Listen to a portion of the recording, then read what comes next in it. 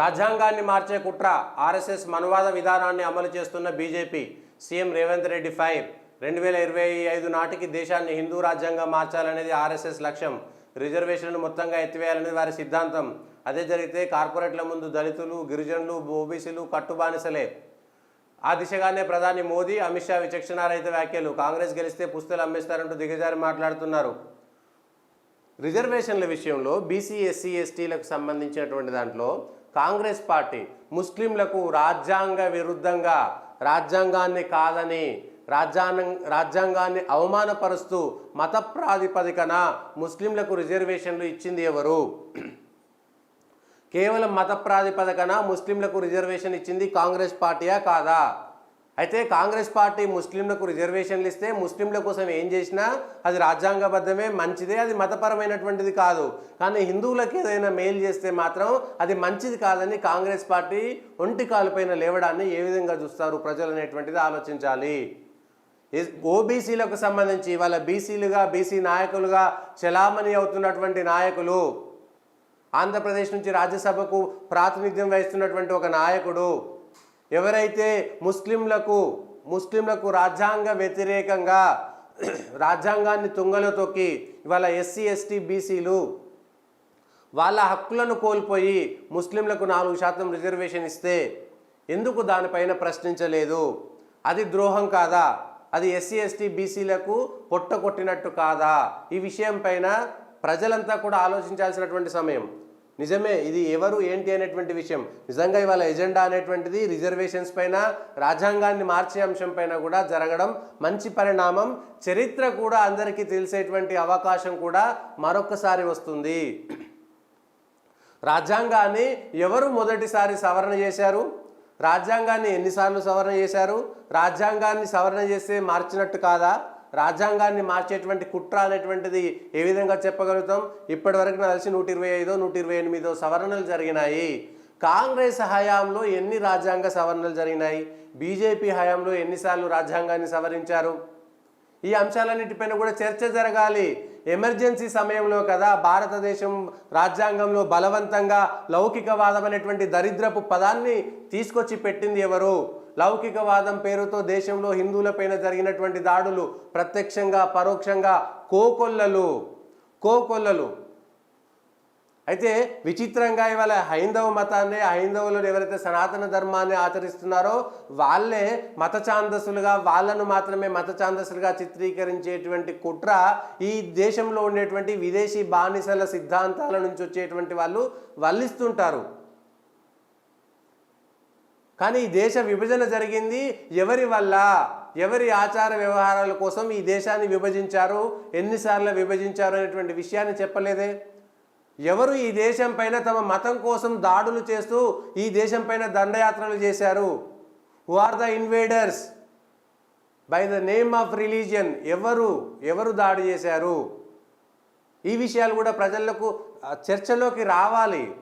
వీర సావర్కర్ అనేటువంటి ఒక వ్యక్తి ఈ దేశంలో హిందువుల పట్ల జరుగుతున్నటువంటి కుట్రను బ్రిటిష్ కాలంలో కానీ, మొఘల్స్ నుంచి వచ్చినటువంటి దాంట్లో కానీ, వీర సావర్కర్ అనేటువంటి ఒక వీరుడు 2 జీవిత కాలాల పాటు శిక్షణ అనుభవించినటువంటి వ్యక్తి ఈ దేశంలో జరుగుతున్నటువంటి వాటిపైన స్పందిస్తే ఇవాళ ఆయనను నిజ స్వాతంత్ర యోధుడు ఎవరైతే ఉంటారో ఆయన వీర సావర్కర్, ఆయన పైన విషం కక్కుతున్నది ఎవరు?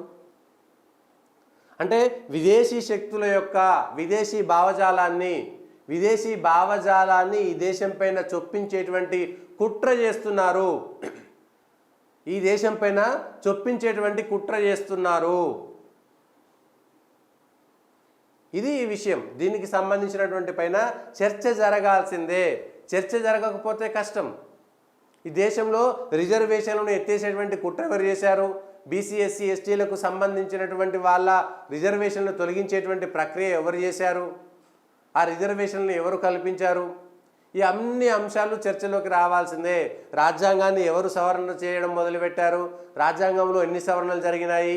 ఆ జరిగినటువంటి సవరణల్లో ఈ దేశానికి మంచి జరిగిందెంత, చెడు జరిగిందెంత?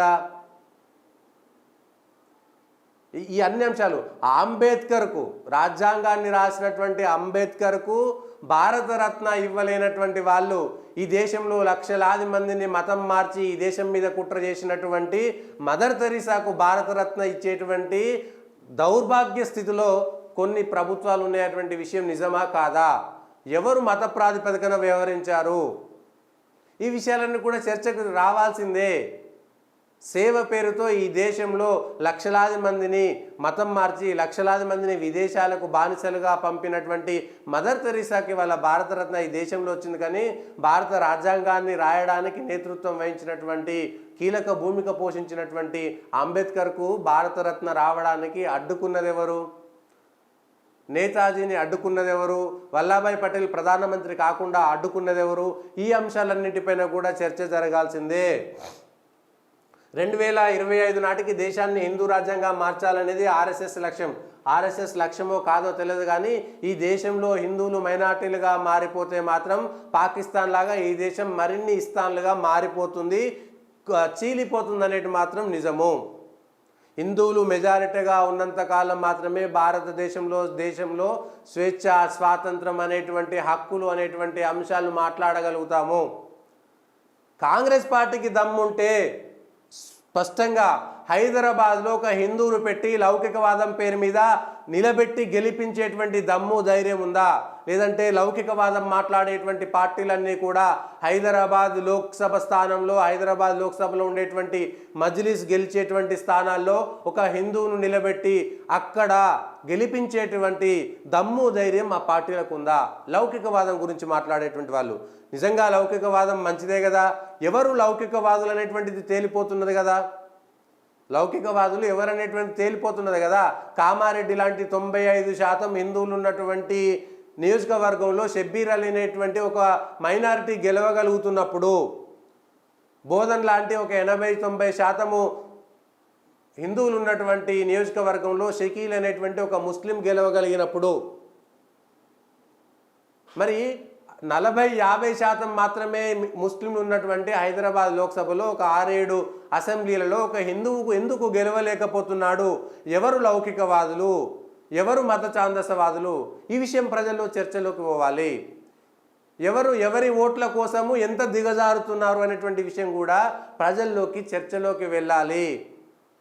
నిజాం కాలంలో నుంచి ఇప్పటిదాకా బలవంతంగా ఈ దేశంలో ఎవరి ఆచారాలు ఇతరులపైన రుద్దబడినాయి.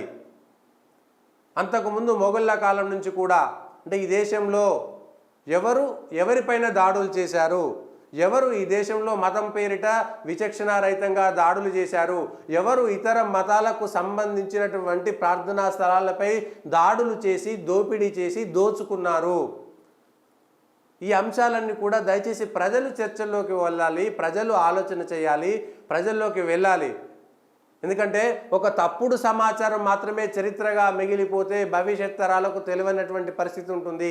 కాబట్టి చరిత్ర ఒక సంవత్సరం అట్లా వెళ్తే 75 సంవత్సరాల చరిత్ర ఒక రకంగా, 75 సంవత్సరాల క్రితం జరిగినటువంటి చరిత్రను ఒక రకంగా చూడాల్సినటువంటి సమయం మాత్రం ఆసన్నమైంది.